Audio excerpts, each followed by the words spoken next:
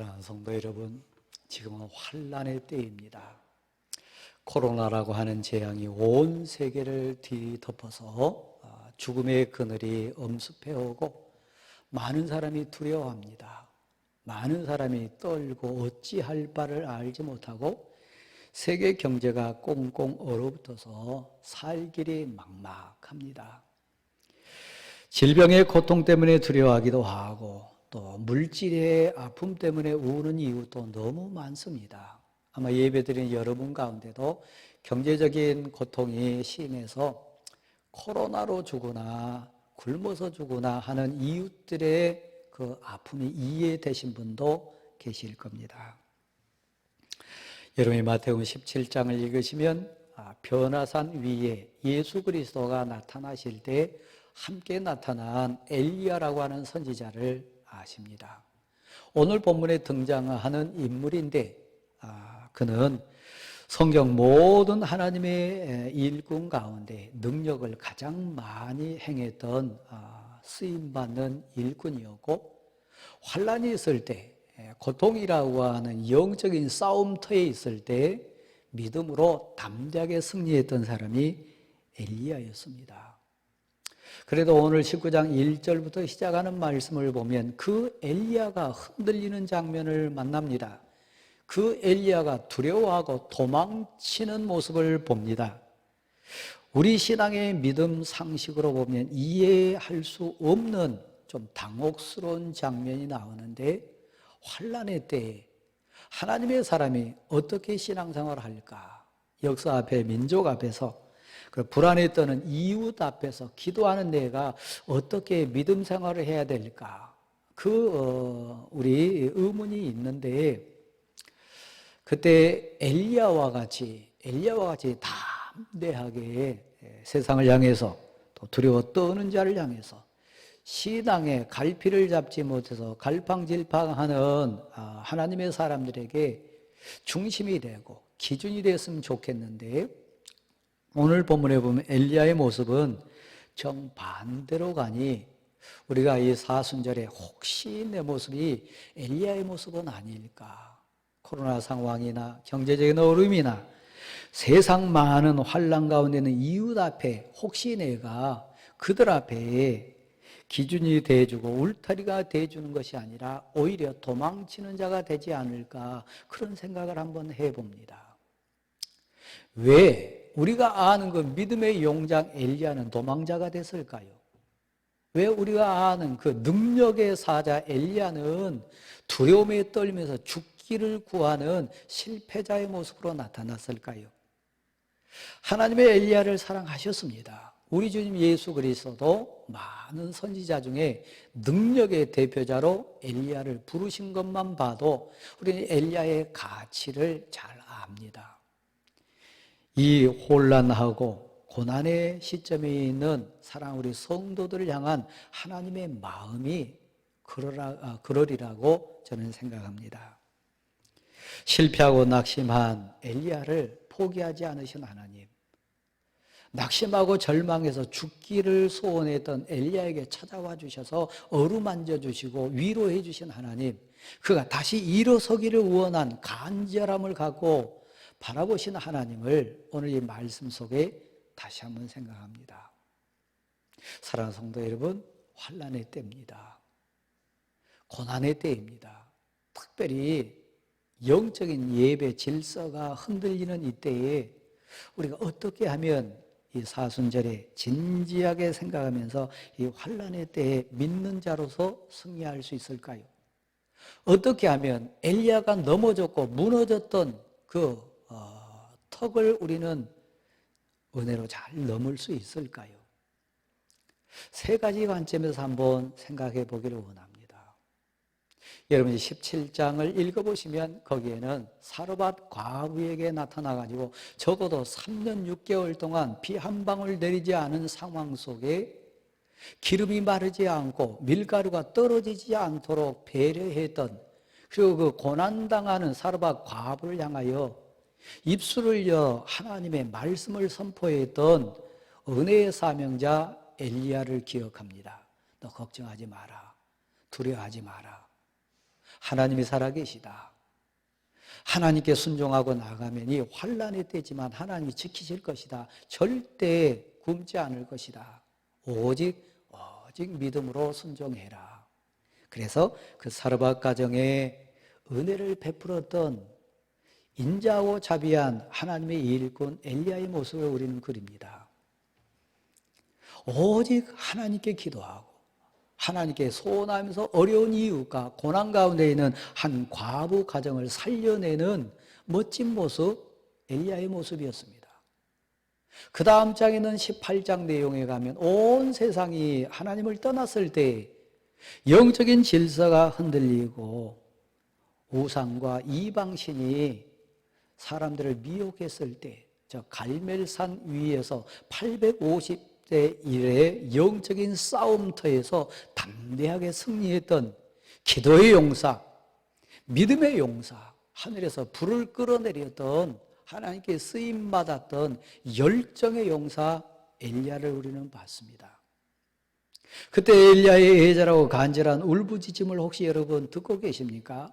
여호와 하나님이요, 하나님이 하나님 되신 것과 내가 하나님의 종인 것과 이 모든 사역이 하나님의 뜻 안에 진행됨을 나도 알고 저들도 알고 세상이 알게 도와주십시오. 오직 하나님께 의지하고 나갔던 기도의 용사 갈멜산 위에 엘리야를 기억하십니까?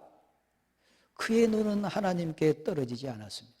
그의 기도의 줄은 끊어지지 않았습니다. 그의 마음은 오직 850명 숫자에 짓눌리거나 세상 사람들의 아우성에 귀 기울인 것이 아니라 하나님의 음성에 오직 하나님께만 눈도 마음도 귀도 맞췄던 하나님의 사람이었습니다. 그런데 오늘 19장에 나오는 엘리야는 왜 실패자가 됐을까요? 왜 도망자가 됐을까요? 여러분 18장 마지막 부분에 가보면 3년 6개월 동안 비 한 방울 내리지 않는 상황 속에 아합 앞에서 큰 비가 올 것을 오직 구름 한 점 없고 3년 6개월 동안 상황이나 환경은 다 닫힌 상황 속에도 오직 두 무릎 사이에 머리를 넣고 뜨겁게 하늘의 하나님께 매달리며 기도했던 엘리야를 우리는 만납니다. 그의 손은, 그의 마음은, 그의 간절한 기도의 줄은 하나님께만 있었습니다. 손바닥만한 구름 나타났을 때도 포기하지 않는, 기도의 끈을 놓지 않는 기도의 용사였습니다. 그때는 두려움도 걱정도 무서움도 염려도 없었습니다. 하나님을 향하여 마음을 묻고 하나님을 향하여 마음을 꽉 맞췄기 때문이었습니다. 근데 오늘 이 본문에 보면 엘리야는 하나님의 음성보다는 하나님께 마음을 맞추고 귀를 기울이기보다는 이세벨의 두려운 선포에 귀가 열렸습니다. 아합이라고 하는 군대, 아합 왕이라고 하는 세상 권력 앞에 그 마음이 흔들리고 있습니다. 하나님을 보는 것이 아니라 이세벨의 말을 듣고 아합 왕을 보고 세상 권력의 마음이 지금 흔들리고 있습니다. 여러분 이제 왜 불안하십니까? 왜 흔들리십니까? 왜 염려하십니까? 왜 지금 주저주저 하십니까? 엘리야의 경우를 통해 보면 분명합니다. 하나님께 얼굴을 맞추지 못해서요. 하나님께 귀 기울이기보다는 세상 비판과 세상 무서운 저주에 귀를 지금 열어놨기 때문에. 그래서 엘리야는 도망칩니다. 엘리야는 사실 저 북쪽 이스라엘에서 사역을 감당했던 선지자인데, 저 멀리 남쪽 유다 사막, 사람이 살 수 있는 가장 끝자락, 사람이 생활할 수 있는 가장 마지막 끝자락이 브엘세바입니다. 그 브엘세바까지 도망치고 또 도망쳐가지고 그곳에 숨어 있습니다. 자객이 올지, 비밀 특공대가 쫓아올지, 어떤 경우로 올지 두렵고 떨려서 사환까지 떼놓고 하루길을 적어도 30km 이상을 혼자 들어가가지고 완전히 지금 로뎀나무 아래에 지쳐 쓰러져 있는 모습이 실패자 엘리야의 모습입니다. 18장 갈멜산 위에 엘리야는 어디 갔습니까? 17장에 가난한 과부를 살려내고 자애롭고 인자한 사역을 감당했던 그 따뜻한 은혜의 도구로 쓰임받는 엘리야는 어디 있습니까? 당당하게 큰 비가 내릴 것을 선포하면서 아합 왕 마차 앞에서 뛰어가던 당당했던 엘리야의 모습은 어디 있습니까? 없습니다. 왜요? 하나님을 놓쳤으니까요.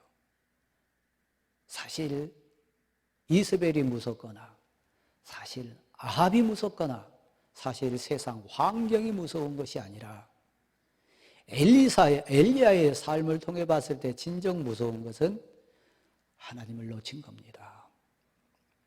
이 상황을 여러분을 다시 마태복음 14장 22절 이하에 있는 예수 그리스도 앞에 있는 제자들 모습을 통해 한번 다시 보기를 원합니다. 갈릴리 호숫가 깊은 밤 사경에 예수님이 나타나셨습니다.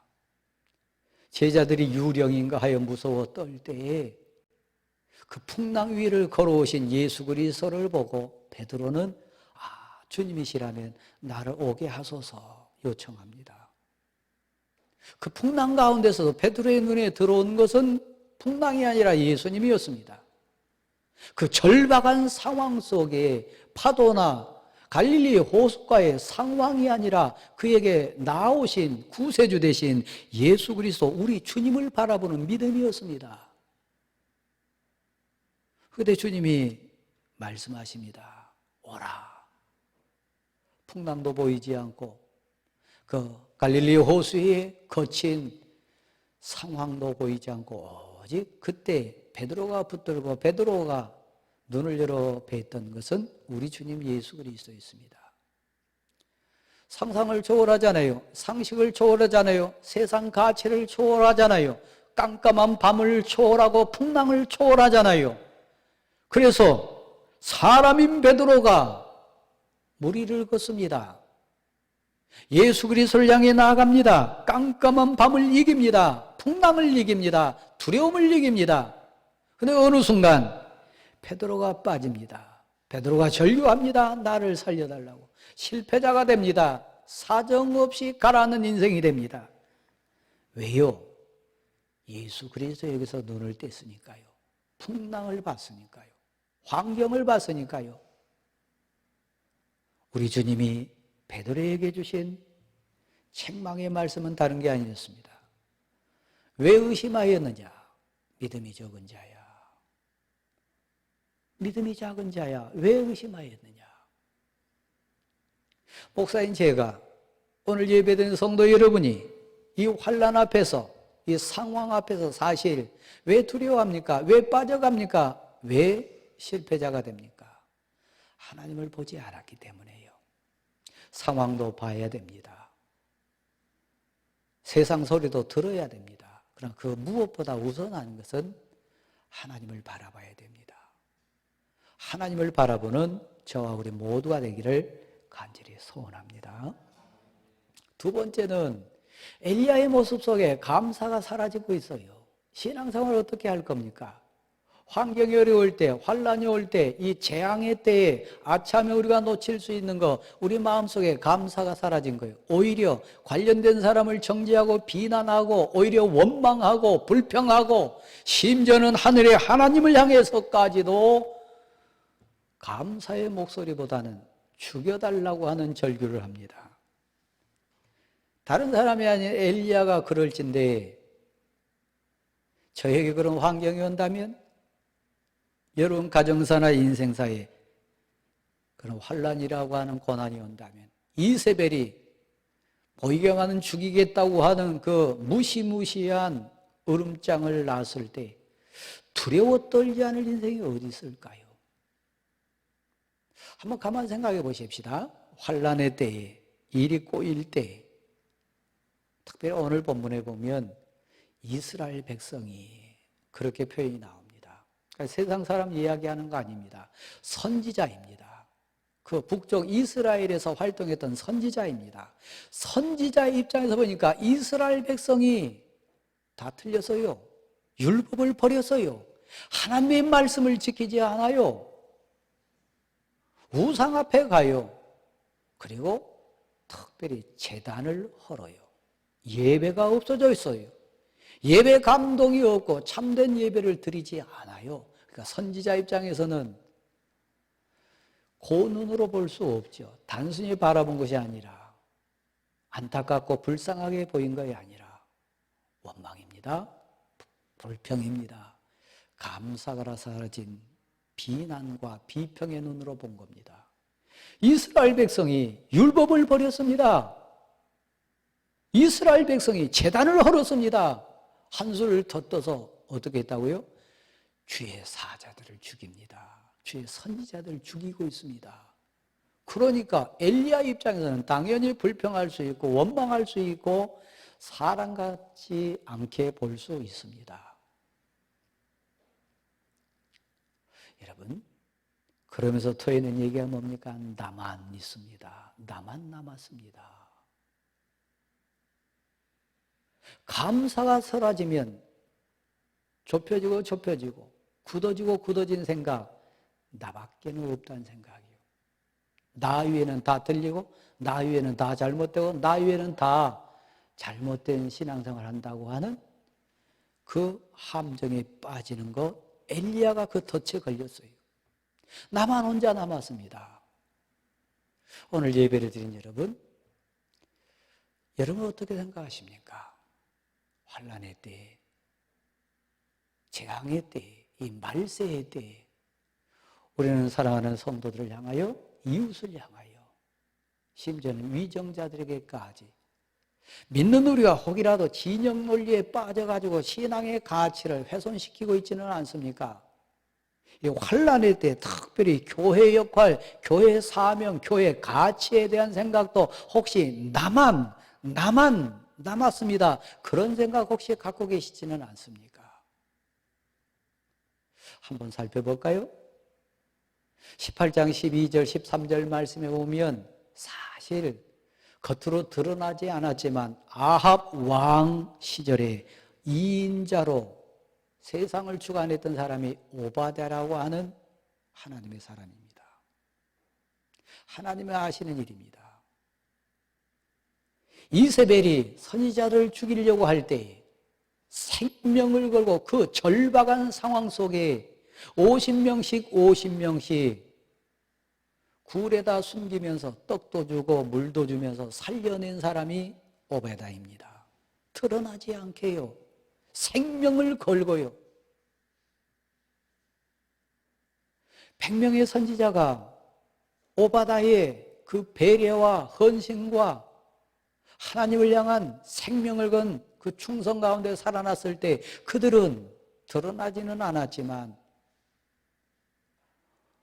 어떤 마음으로 있었을까요? 뒷부분의 18절 말씀에도 나옵니다마는 하나님께서 말씀하십니다. 너는 알지 못하지만, 너는 혼자라고 하지만 들리지 않고 드러나지 않지만 이때를 위하여 숨겨놓은 하나님의 사람 7,000명이 있다, 이 얘기했습니다. 7,000명뿐만 아니라 오베다가 숨겨놓은 100명의 선지자가 있습니다. 생명을 걸고 헌신했던 오베다가 역사의 현장 속에 아합 왕후의 2인자로 지금 살고 있습니다. 그런데 오늘 불평하고 원망하면서 감사가 사라진 엘리야의 입에서 나온 얘기는 나밖에 없습니다. 나 혼자 남았습니다.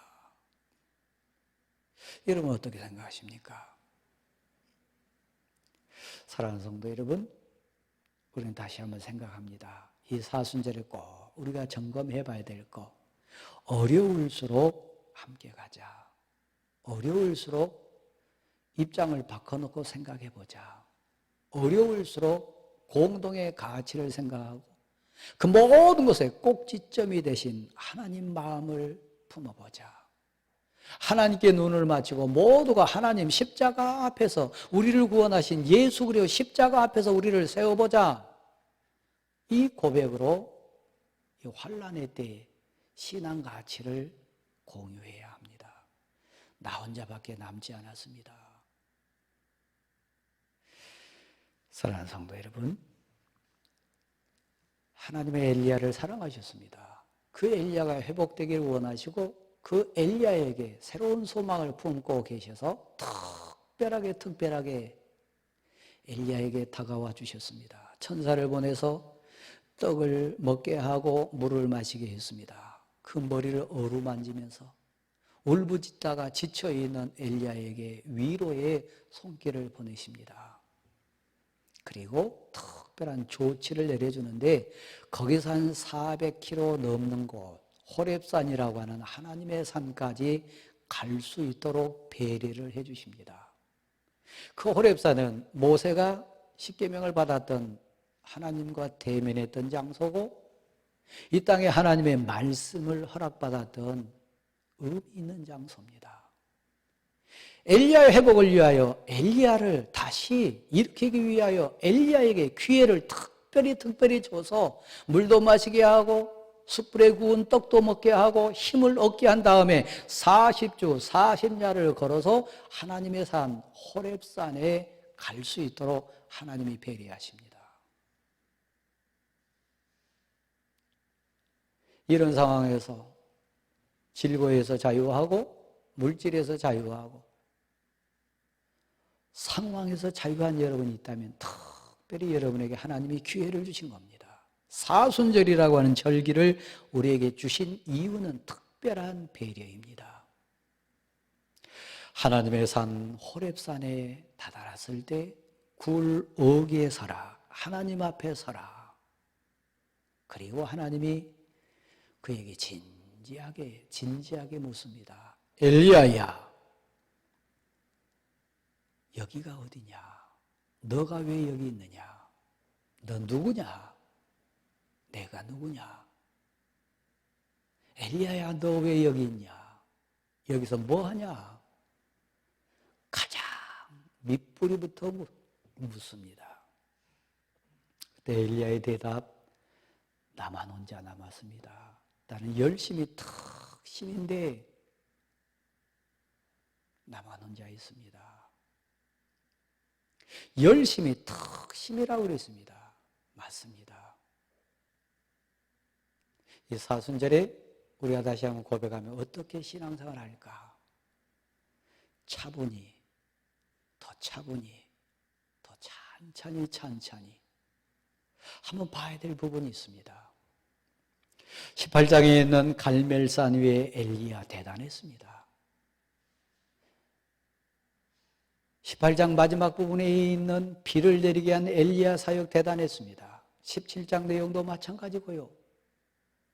그런데 하나님은 엘리야를 세워놓으시고 하나님이 엘리야에게 거듭나기를 소원하면서 다시 회복되기를 소원하면서 그에게 있는 하나님에 대해서 다시 정립을 하고 기회를 주시면서 그 가슴에서 토해내기를 원했던 하나님의 기다림의 답은 사실 그게 아니었습니다.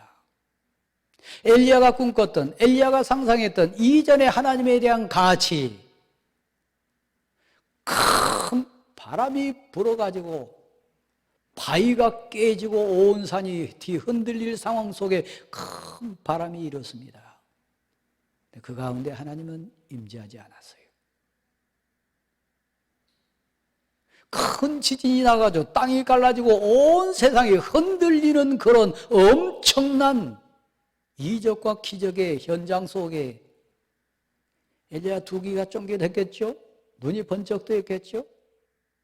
하나님의 임재를 기대했겠죠. 그것에 하나님이 임하지 않았어요.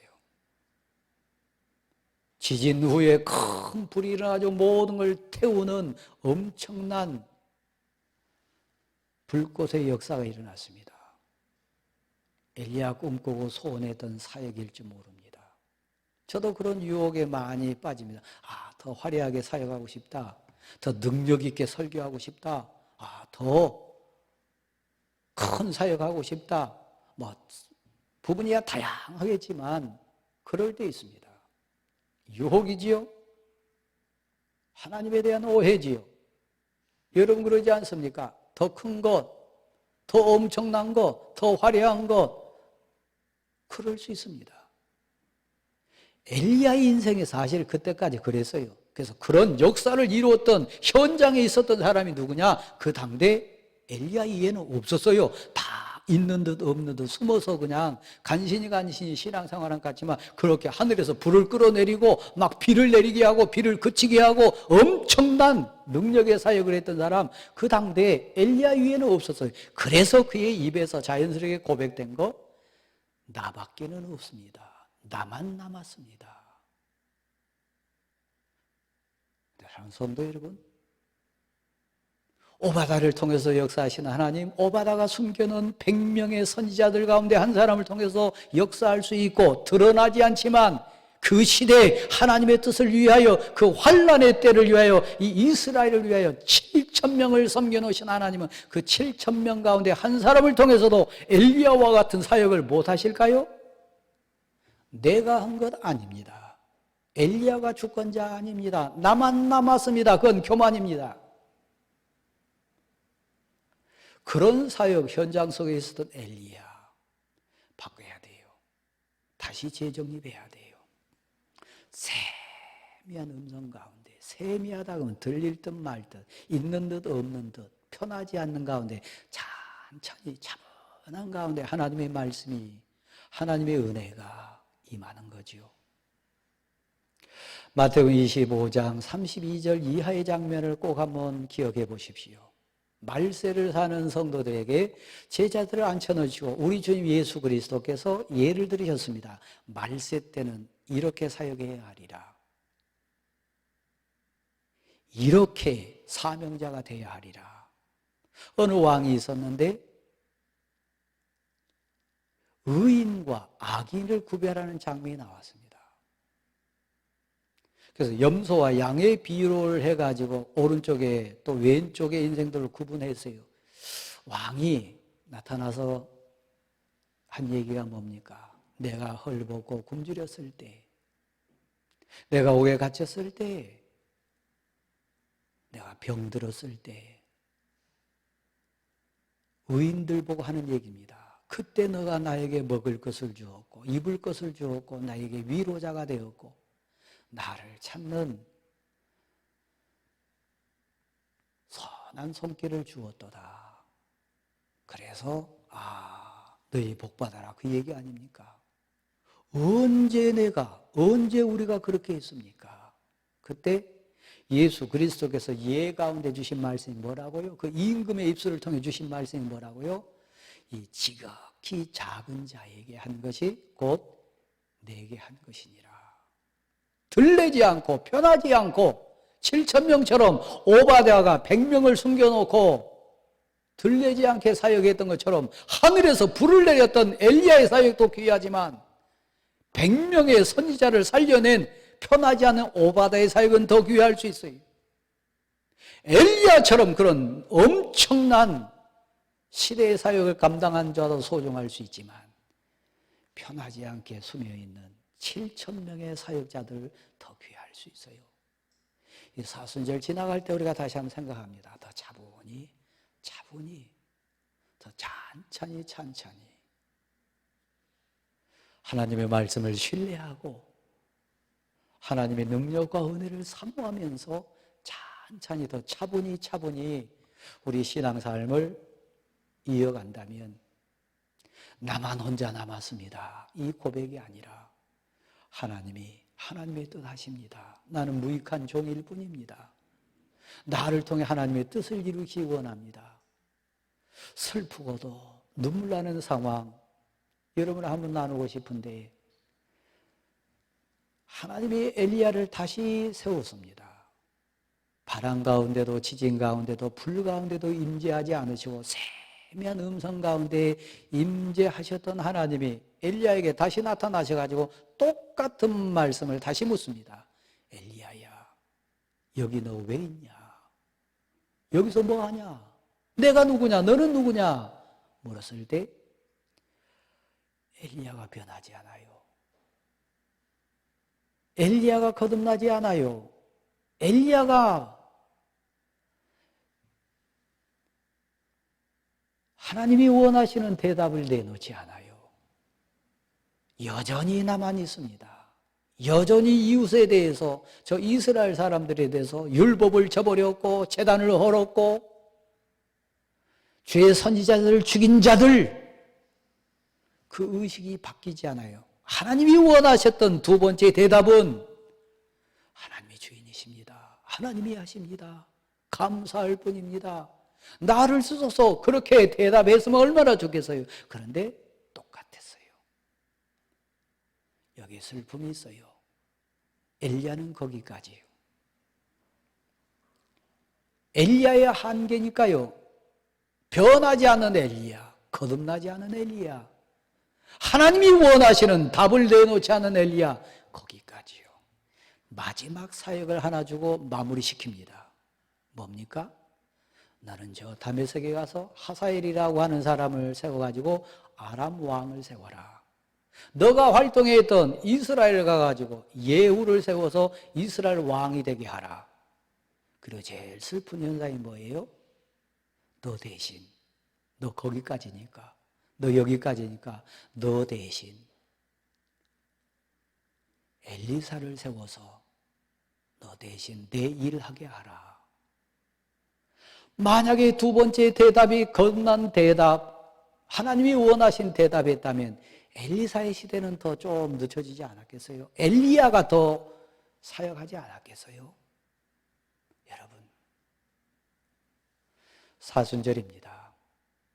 이 사순절을 지나면서 하나님이 우리에게 듣기 원하시고 거듭나기 원하시고 하나님이 원하시는 그 답은 무엇일까요? 엘리야야, 너 왜 여기 있냐? 너 지금 뭐 하냐? 너 누구냐? 너가 했냐? 묻는다면 오직 나만 남았으면 똑같은 대답을 똑같이 할 때 엘리야의 한계를 우리 한계로 부끄럽게 봅니다. 목사인 제가 예배된 성도 여러분이 이대 상황 속에, 이 재앙 속에 18장의 엘리야 될 수 없을까요? 17장의 엘리야 될 수 없을까요? 18장 마지막 부분에 가뭄을 이겨낸, 큰 비를 내리게 한 선하게 쓰임받는 엘리야 될 수 없을까요? 나만 혼자 남았습니다. 그게 아니고요. 하나님이 하십니다. 나는 무익한 종일 뿐입니다. 나는 해야 될 일을 했을 뿐입니다. 오직 하나님이 주인이십니다. 하나님 일을 하십니다. 이 고백하면 이번 사순절은, 우리에게 닥친 이 코로나 상황은 하나님께 더 가까이 나가는 우리의 복이 될 줄 믿습니다.